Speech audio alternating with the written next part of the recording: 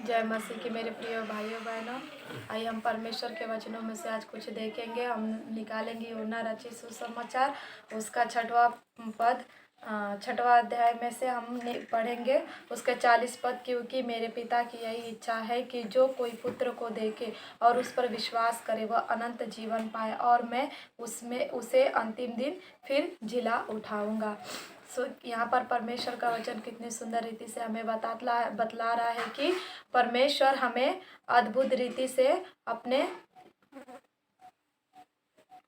हमें परमेश्वर पर के वचनों में हमें विश्वास करना है और अनंत जीवन हमें पाना है। हम केवल हे प्रभु कहने वाले ही लोग वह स्वर्ग के राज्य के अधिकारी नहीं होंगे, परंतु परमेश्वर की हर एक इच्छा के अनुसार, उसके नियमों के अनुसार, उसके कानून के अनुसार हम जब चलेंगे तब ही हमारा जीवन परमेश्वर के स्वर्ग राज्य के अनुसार होगा।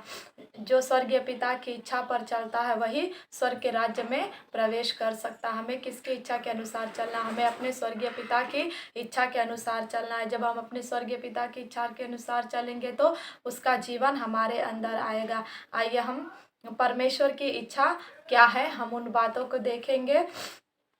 परमेश्वर की यही इच्छा है कि जो कोई पुत्र को देखे जो कोई पुत्र को देखे और उस पर विश्वास करे वह अनंत जीवन पाएगा। प्रभु यीशु मसीह हमारे लिए इस जगत में आया, हमारे गुनाहों के लिए कलवरी क्रूस पर चढ़ गया, हमारे ही कारण उसे भेदा गया। जो प्रभु यीशु मसीह को ताना नहीं मिलना चाहिए तो वो हमें मिलना चाहिए, तो वो सारी बातों को, वेदनाओं को प्रभु यीशु मसीह उस कलवरी क्रूस पर ले लिया। और जो कोई परमेश्वर के पुत्र यीशु मसीह पर विश्वास करेगा और उस पर विश्वास करेगा तो अनंत जीवन उसी का होगा। जब हम इस पृथ्वी पर रहते हुए जब हम परमेश्वर की इच्छाओं के अनुसार जब हम चलते हैं, जो परमेश्वर हमसे चाहता है उन बातों को जब हम करके चलते हैं तो परमेश्वर का जीवन हमारे अंदर आता है। जब हम इस पृथ्वी पर से जब हम सो जाएंगे तो परमेश्वर का जो स्वर्ग राज्य का जीवन हमारे लिए रखा है वो फिर अंतिम दिन फिर से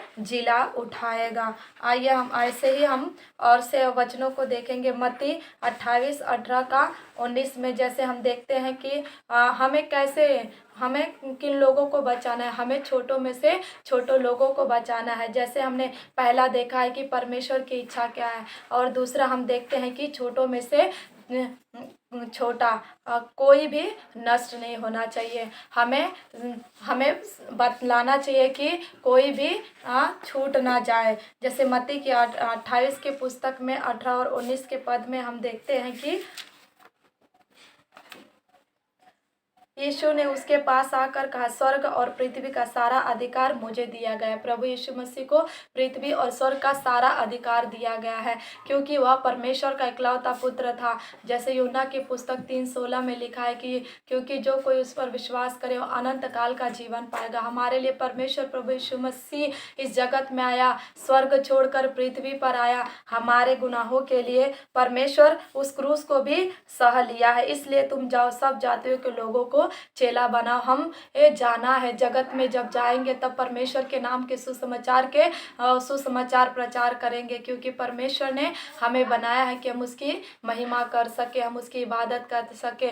परमेश्वर की इच्छा को जब हम पूरा करते हैं तो परमेश्वर की योजना भी हमारे जीवन में अद्भुत रीति से पूरा होते जाता है।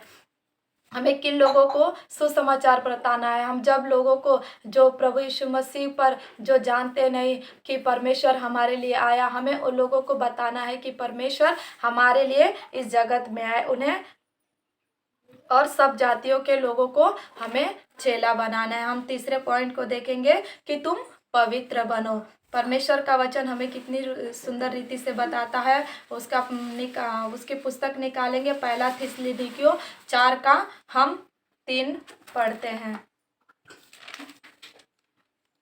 जैसे कि यहाँ पे लिखा है, क्योंकि परमेश्वर की इच्छा यह है कि तुम पवित्र बनो, अर्थात व्यभिचार से बचे रहो। हमें कैसे बचे रहना? हमें व्यभिचार से बचे रहना है, क्योंकि जब हम व्यभिचार से बचे रहेंगे तब हम परमेश्वर में पवित्रता के साथ, धन्यवाद के साथ, परमेश्वर की स्तुति आराधना करते हुए धन्यवाद के साथ उसके आंगनों में, स्तुति के साथ उसके फाटकों में और महा अति पवित्र स्थान में हम जा सकते हैं। अगर हमारा स्वभाव ही परमेश्वर की योग्य नहीं रहेगा तो हम परमेश्वर को किसी भी रीति से हम प्रसन्न नहीं कर सकते हैं। जैसे यूसुफ ने भी पाप से भागता रहा तो वह परमेश्वर उसे ऊंचा पद अधिकारी ठहरा दिया। वैसे ही हमें अपने जीवन में पाप से हमें भागना है, शरीर की इच्छाओं को पूरा नहीं करना है। हमें परमेश्वर की इच्छा को जब हम पूरा करते हुए चलेंगे तब हम परमेश्वर के पवित्र जन बनकर उसकी महिमा को हम कर सकेंगे। और तुम में से हर एक पवित्रता और आदर के साथ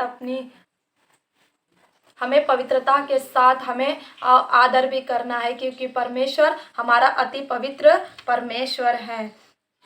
और वैसे ही हम पहला थिस्सलुनीकियों 5 का हम 18 वचन पढ़ते हैं। हर बात में धन्यवाद करो, क्योंकि तुम्हारे लिए मसीह यीशु में परमेश्वर की यही इच्छा है। हमें हर बात में परमेश्वर का धन्यवाद करना है। हमें कोई भी क्यों ना परिस्थितियां आए, दुख हो, तकलीफ हो, समस्या हो, पीड़ा हो, परंतु हमें कुड़कुड़ाना नहीं है। हमें धन्यवाद करना है कि परमेश्वर ये समय दिया कि हम तेरी आराधना करते, ये दुख दिया परमेश्वर पिता हम तेरा धन्यवाद करते हैं। परंतु हम संसार में रहकर संसार की बातों में गुम होने वाले नहीं मेरे प्रिय भाई बहन। हमें परमेश्वर के वचन के अनुसार जब हम चलते हैं तो परमेश्वर की शांति भी हमारे अंदर आती है, क्योंकि परमेश्वर का वचन कहता है जो शांति मैं तुम्हें देता हूँ वो संसार से परे। हमें संसार की शांति नहीं, हमें परमेश्वर की शांति से हमें भरना है, क्योंकि परमेश्वर ज्योति और हमें ज्योति में ले जाना चाहता है। हमें अंधकार में परमेश्वर नहीं छोड़ना चाहता मेरे प्रिय भाई बहन। हमें पाप में नहीं परंतु हमें बचाना चाहता है। परमेश्वर इसलिए आया कि खोए हुए को ढूंढे और पापियों को बचा सकते। हम खोए हुए थे, हम संसार में भटके हुए थे, हमारा कोई नहीं था, परंतु परमेश्वर ने हमें इस जगत से चुन लिया कि हम नाश ना हो परंतु अनंत काल का जीवन जी सके। और जो परमेश्वर का प्रेम है वो हमारे अंदर सिद्ध हो सके। जब परमेश्वर के लोग जब संसार में हम जाते हैं तब लोगों को हमारे अंदर परमेश्वर का प्रेम दिखना चाहिए कि ये परमेश्वर के बेटे और बेटियां हैं। हमें हर बातों में परमेश्वर को धन्यवाद देना है। और जैसे हम 5वें को और दूसरा पत्रस 3 का 9 पद को हम जब पढ़ते हैं, प्रभु अपनी प्रतिज्ञा के विषय में देर नहीं करता। परमेश्वर अपनी जो प्रतिज्ञा है, उसके कानून है, उसकी व्यवस्था है, उसमें देर नहीं करता है। जैसे देर कुछ लोग समझते हैं, हमें समझना नहीं है कि परमेश्वर हमारे जीवन में ऐसी दुख तकलीफ समस्या पीड़ा क्यों आ रही है, हमारे सहने से बाहर होते जा रहे हैं। देर परमेश्वर ने एक समय ठहराया, हंसने का भी समय है, रोने का भी समय है, बोलने का समय है, हर एक चीज़ का परमेश्वर ने समय ठहरा है। सब उपदेशक की पुस्तक में लिखा है। पर तुम्हारे विषय में धीरज धरना है। हमें हर एक बातों में धीरज के साथ जब हम चलेंगे तब परमेश्वर का कार्य जो हमारे लिए परमेश्वर ने जो योजना रखा है उन बातों को परमेश्वर हमारे जीवन में पूर्ण करना चाहता है और नहीं चाहता कि कोई नष्ट हो, वरन यह कि सब को मन फिराव का अवसर मिले। परमेश्वर यीशु मसीह नहीं चाहता कि कोई भी इस पृथ्वी पर नष्ट हो, परंतु हर एक का जीवन परमेश्वर के वचनों के अनुसार हो, मन फिराए, कोई भी भूले नहीं, कोई भटके नहीं, कोई नरक में ना जाए, क्योंकि जो नरक की यातना है वह सहने से भी अधिक पीड़ा है। वहाँ पे मृत्यु मरती नहीं। हम सोचते हैं कि थोड़े समय का है संसार में, हमें थोड़ा दुख तकलीफ समस्या पीड़ा होती है, परंतु वहाँ पे तो अनंत काल का आग है जहाँ नहीं बुझता है। वहाँ दांत पीसना और रोना है, हर समय वहाँ पे जलन है। परंतु परमेश्वर हमें क्या कहता है कि मैं नहीं चाहता हूँ कि कोई नष्ट हो, वरन यह कि सबको मन फिराव का अवसर मिले। परमेश्वर हमें मन फिराव का अवसर देता है मेरे प्रिय भाइयों। आज ही अगर हमारे जीवन में ऐसी कोई बातें हैं जो परमेश्वर के विरोध में हमने कोई काम किया हो या कोई गलत किया हो तो हमें क्षमा मांगकर परमेश्वर की उपस्थिति में चलना है, मन फिराना है और स्वर्ग के राज्य के अधिकारी होकर हमें चलना है। मैं लास्ट वचन बताकर समाप्त करती हूँ। भजन संहिता 40 अध्याय का हम 8 पद से पढ़ते हैं। हे मेरे परमेश्वर, मैं तेरी इच्छाओं को पूरी करने से प्रसन्न हूँ। दाऊद राजा यहाँ पर कहता है कि हे मेरे परमेश्वर, मैं तेरी इच्छा पूरी करने से प्रसन्न हूँ। जो परमेश्वर हमें सिखलाता है, समझाता है, उसमें हमें अति प्रसन्न होते हुए आनंद के साथ हमें परमेश्वर की इबादत करना और तेरी व्यवस्था मेरे अनंत करण में बसी है। परमेश्वर की व्यवस्था और जो कानून और जो परमेश्वर पवित्र शास्त्र बाइबल में जो हमें अच्छी बातों को हमें सिखलाता है उन्हें हमें अपने हृदय की पट्टियों पर लिखकर हमें अपने हथेलियों में उसे उतारते हुए और परमेश्वर के हर एक वचन से हमें आनंदित होना है। जैसे दाऊद राजा कहता है कि मैं तेरी व्यवस्था से अति प्रसन्न हूँ और मैंने उस पर दिन रात ध्यान और मनन करता हूँ। मैं बड़ी सभा में धर्म के शुभ समाचार का प्रचार किया है। देख, मैंने अपना मुंह बंद नहीं किया। हे यहोवा, तू इसे जानता है।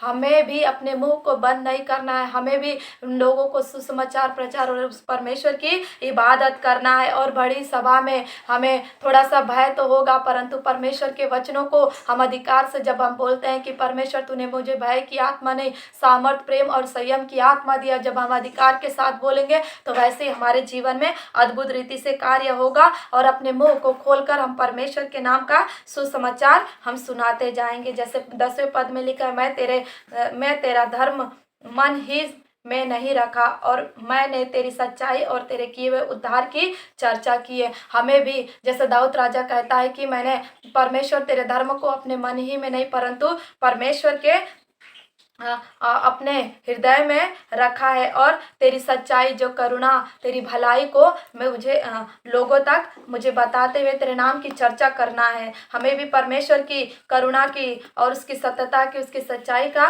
प्रचार करते जाना है। अगर मेरे जीवन में परमेश्वर ने ये बातों को रखा है तो उस गवाही को हमें छुपाना नहीं है। मेरे प्रिय भाइयों बहनों, जब हम लोगों को प्रभु यीशु के जो हमारे जीवन में अद्भुत रीति से परमेश्वर ने जो गवाही दिया है उसे जब हम बताते हैं तो लोगों का विश्वास बढ़ता है और वह परमेश्वर के करीब आते हैं।